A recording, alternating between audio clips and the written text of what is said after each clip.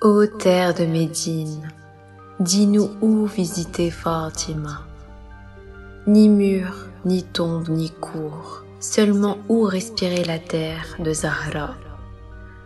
Ô habitants d'El-Baqi, dites-nous si parmi vous se trouve Zakiya. Sans réponse de votre part, j'irai jusqu'à Najaf l'éloigné. Demandez à mon maître Ali où se trouve sa bien-aimée. Ô Ali au cœur blessé, de nuit tu as dû la transporter pour l'enterrer. Et tes larmes sur sa tombe se sont déversées pour tout ce que Fatima a enduré.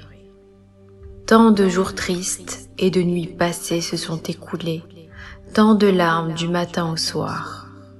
Rien n'était pour elle après son père, comme auparavant. Jeune partisan, nous allons te raconter les derniers instants de la vie bénie de la maîtresse des mondes. La maison de Fatima et la demeure du prophète Mohammed étaient plongées dans le silence. Fatima était encerclée chez elle comme une colombe, prisonnière entre la douleur du départ de son père et le droit de Ali usurpé. Puis, des bruits et des voix terrifiantes derrière sa porte s'élevèrent menaçant de tout brûler. Puis l'ordre a été donné, la porte a été brisée. Ali enchaîné, la fille de Mohammed a été frappée et sa maison brûlée. Son âme et son corps souffraient, elle était comme un oiseau blessé, enfermé dans une cage de tristesse. Mais ce qui la rendait le plus triste était de voir Ali contraint de renoncer à son droit pour la sauvegarde de l'islam. Chaque jour, sa peine et son désir de quitter ce monde augmentaient pour pouvoir se réfugier auprès de son père.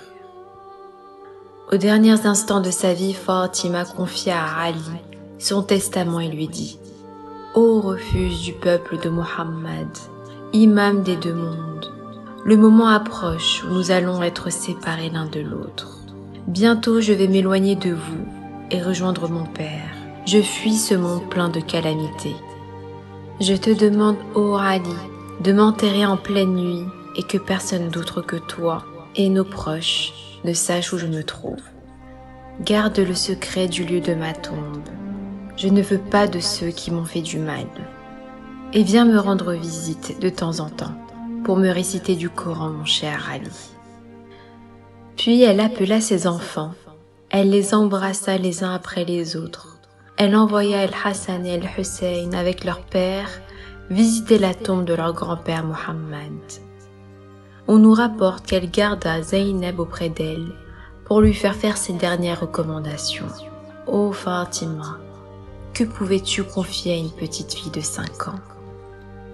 Ma petite fille Zaynab, lorsque ton frère Hussein sera un jour de Muharram seul, sans personne pour le défendre et le secourir sur la terre de Karbala, ma fille respire et sent de ma part son cou et sa poitrine. » Jusqu'à son dernier souffle, Fatima Zahra a prié et pleuré pour nous. Les derniers instants de sa vie en direction de la Qibla, elle récita « Ô Seigneur, ô mon Maître, je te demande par ceux que tu as choisis, Mohammed el-Mustafa et Ali el-Murtada, et pour les larmes et l'affliction de mes enfants qui seront séparés de moi. Fais miséricorde à mes chiites et à ceux de ma descendance après moi. » Et puis les larmes et les pleurs s'élevèrent dans la maison de la prophétie. Fatima avait fermé les yeux. La fille de Mohammed est partie le rejoindre.